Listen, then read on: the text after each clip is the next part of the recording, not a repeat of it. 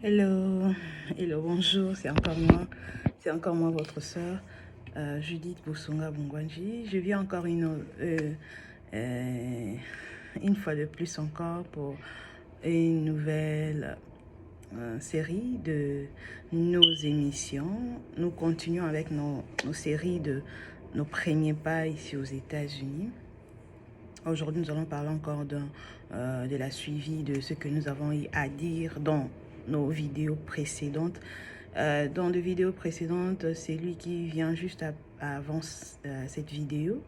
Nous avons eu à parler de comment s'intégrer, de l'intégration, comment vivre là où on nous a accueillis. Bien sûr qu'on n'a pas eu à vraiment aller dans le profondeur du sujet et nous avons quand même épinglé quelques points. Et aujourd'hui, nous continuons sur cette même marche. Nous parlerons de nos premiers pas aux États-Unis, toujours troisième série, comment cela se déroule. Après avoir eu nos papiers, appris comment prendre le bus, ce qui ne se fait pas souvent avec beaucoup d'entre nous, parce que là où nous arrivons, il s'est fait que ces personnes-là ont de moyens de transport et ce qui permet à ce que, au départ, comme on ne connaît pas le coin, on ne connaît pas la ville, ils nous emmènent dans des stores, des supermarchés, ils nous montrent des choses, comment faire, ils nous montrent beaucoup de choses et ils nous trouvent du travail. Comme j'avais dit dans la vidéo précédente, c'est pour moi, pour mon conseil, je conseillerais que si vous arrivez, vous cherchez d'abord l'école.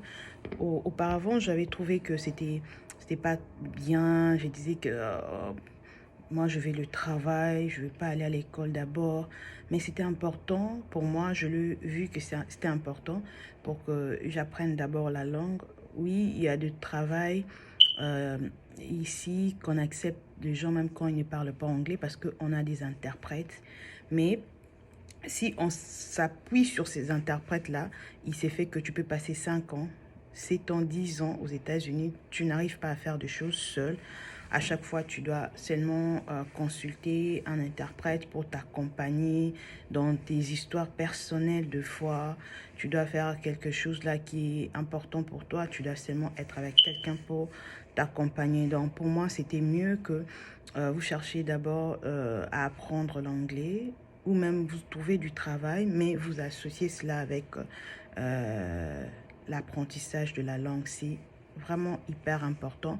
En tout cas, il y a des villes, des États où lorsque tu arrives, leur premier souci, c'est d'abord de trouver l'école pour que tu apprennes la langue. Parce qu'il y a des endroits où on apprend ces langues-là gratuit. C'est gratuit dans des collèges, et c'est gratuit. Donc, c'est encourageant. Et même si pas dans des collèges, dans nos téléphones, on a de possibilités de prendre des applications pour apprendre l'anglais. Et même quand si tu trouves la grâce de descendre là où il y a des enfants, parle avec les enfants en anglais. Si tu ne parles pas anglais, essaye d'écouter là où les enfants sont en train d'échanger entre eux. Souvent, ils parlent en anglais. Donc, c'est un peu ça pour la récapitulation de ce que j'ai à dire dans la vidéo précédente. Et dans cette vidéo, j'aimerais juste parler de lorsqu'on arrive et qu'on trouve un travail et on commence à travailler. Pour nous, le gens qui viennent à peine d'arriver, c'est juste un conseil. Un conseil, ne soyez pas pressés d'appeler l'Afrique pour dire que moi, j'ai trouvé un bon travail, on m'appelle, on me paye autant, on me donne ça. Vous qui êtes en Afrique, ce n'est pas pour vous ignorer ou quoi, mais c'est juste pour nous dire qu'il y a des tâches ici à remplir que quand tu parles de ton salaire, tu ne sais pas combien tu vas payer. En Afrique, on va voir que c'est grand, ton salaire, mais des devoirs que tu as à accomplir ici, c'est plus grand. Et alors, eux ne vont pas s'intéresser que tu vas payer le téléphone. Ils ne vont pas s'intéresser que là où tu es descendu, tu dois payer à manger. Tu as payé l'électricité. Donc, tu dois participer dans le bills de la maison. C'est ça, dans le facture. Hein. En français, facture. de la maison. Donc, tout ce qui est, quand on t'accueille ici, là, aux États-Unis, c'est comme ça. Mais il y a d'autres personnes, si tu trouves grâce, comme moi, j'ai trouvé grâce là où j'étais arrivée à râler chez maman Mireille, que je salue en passant. Elle ne m'avait pas permis de contribuer. Donc, ce sont de rares personnes que vous allez trouver ici aux États-Unis. C'est tellement rare, je vous assure. Ils ne sont pas nombreux. Ces gens où quand ils te reçoivent, ils te gardent chez lui, tu ne payes même pas un sou. Donc, il te dit simplement que non, prends ton argent que tu travailles, garde ça parce que tu dois trouver ta maison ou chercher des amis, rester ensemble, que tu sois responsable. Il n'y en a pas beaucoup. Donc, quand on arrive aux États-Unis, mettez-les déjà en vous, sachez-les déjà, quand vous arrivez, vous devenez responsable de votre propre vie. Pas dans le mauvais sens, parce qu'il y a des jeunes qui se perdent par rapport à ça. Parce qu'ils disent que mon papa est au Congo, là-bas peut-être on t'est serré, on ne voulait pas que tu sortes. Et ici, tu es, on appelle ça Mboka papa, t'es maman, t'es Mboka bana. Et quand tu mets ça dans ta tête, tu risquerais de te perdre. Alors, ce qui est vraiment bien, regardez votre standing. Si dans votre maison là-bas au pays, tu étais un bon enfant, reste un bon enfant, même ici. Et peut-être parce que là où on vous a accueilli, il y a peut-être des parents qui vont vous encadrer. Écoutez ce que ces parents-là sont en train de vous dire pour que vous puissiez bien vous en sortir dans ce pays. Ils sont là, je le répète, ils sont là avant nous et ils connaissent mieux beaucoup de choses. Peut-être qu'il y a d'autres choses que tu vas apprendre que eux ne vont pas t'apprendre.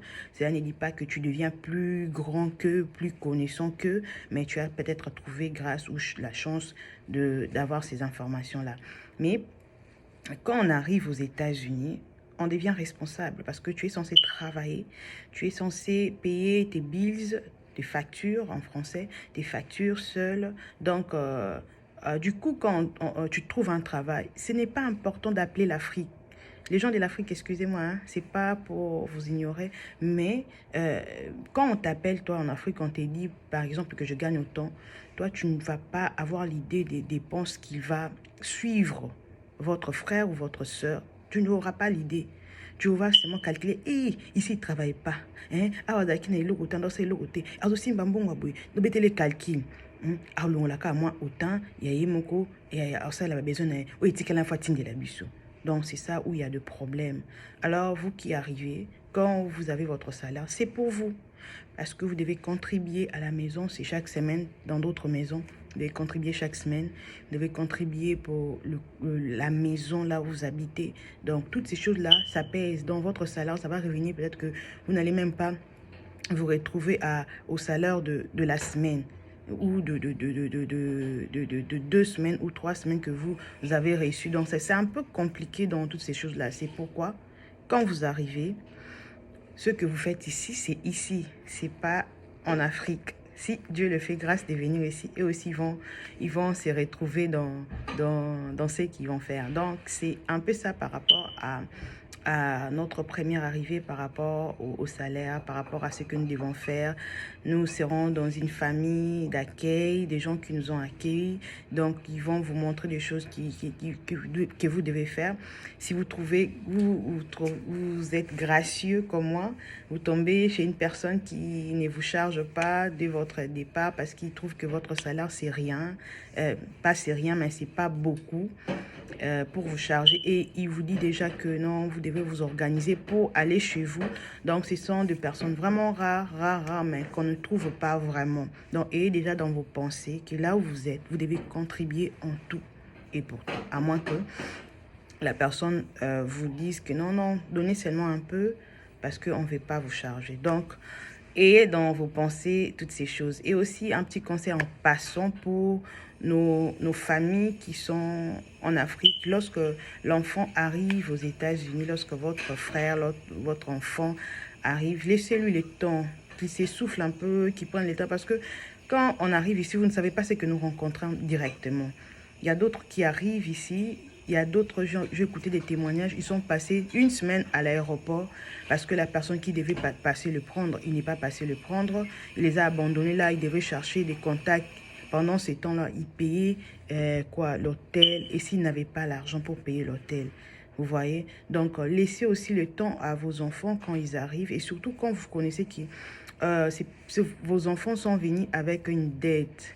Vous ne connaissez pas de réalité. Je sais qu'un jour, on aura une vidéo qui va parler de ces choses-là, des voyages, des billets, des dettes, comment cela s'est fait, et aussi donner des conseils si cela il sera possible. Donc, c'était un peu ça.